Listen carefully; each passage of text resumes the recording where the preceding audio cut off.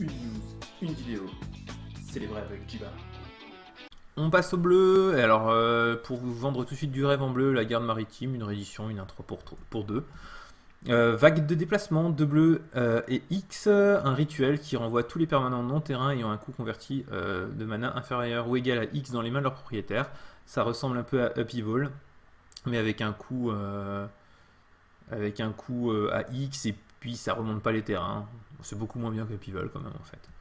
On continue avec la tutelle du Sphinx. Donc c'est un enchantement pour un bleu et 2 incolores. À chaque fois que vous piochez une carte, l'adversaire ciblé se meule de 2 cartes. Si ce sont 2 cartes non terrain qui partagent une couleur, répétez ce processus. Donc potentiellement vous pouvez lui en mouler plus que 2. Et pour 6 mana, pardon, cet enchantement vous permet de piocher une carte puis vous défausser d'une carte. La quatrième carte, c'est Alhamaret, le grand arbitre, pour 7 mana, dont 2 bleus, une 5-5 vol, un sphinx. Quand il arrive sur le champ de bataille, votre adversaire révèle sa main, vous choisissez la carte non terrain révélée de cette manière. Et cette carte que vous avez choisie ne peut pas être lancée par tous vos adversaires. Donc chaque adversaire révèle une carte, voilà. Ensuite on a dispersion, hein, tout bêtement remonter le permanent non terrain ciblé dans la main de son propriétaire.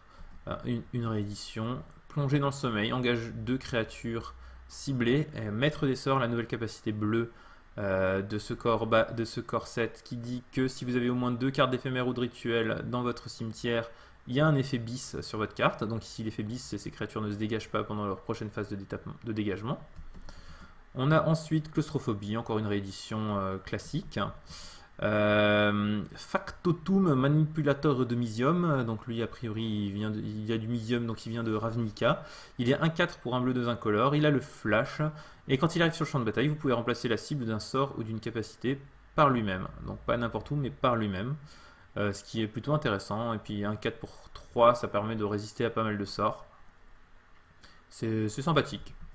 Ensuite, on a la Scélérate Ferry, donc c'est une 1-1 pour 1 vol et qui a une capacité, comme je vous le disais tout à l'heure, qui est dépendante du nombre de Scélérate Ferry que vous avez ici sur le champ de bataille. Et quand elle arrive sur le champ de bataille, vous piochez une carte pour chaque autre. Attends, pardon. Vous piochez une carte si vous avez une autre créature qui s'appelle comme elle. Donc la première, c'est une 1-1 vol pour 1 et les autres, c'est des 1-1 vol pour 1 qui font piocher une carte, donc qui se remplacent. On a encore une réédition, donc de 3 vols pour 3 qui ne peut pas bloquer les créatures sans le vol. On a ensuite le Sanctuaire de Jace, ça c'est une carte un peu plus intéressante déjà, puisque pour 3 incolores et un bleu, tous vos sorts d'éphémère et de rituel coûtent 1 incolore de moins à jouer, et à chaque fois que vous jouez un sort d'éphémère ou de rituel, vous avez le droit de faire regard 1.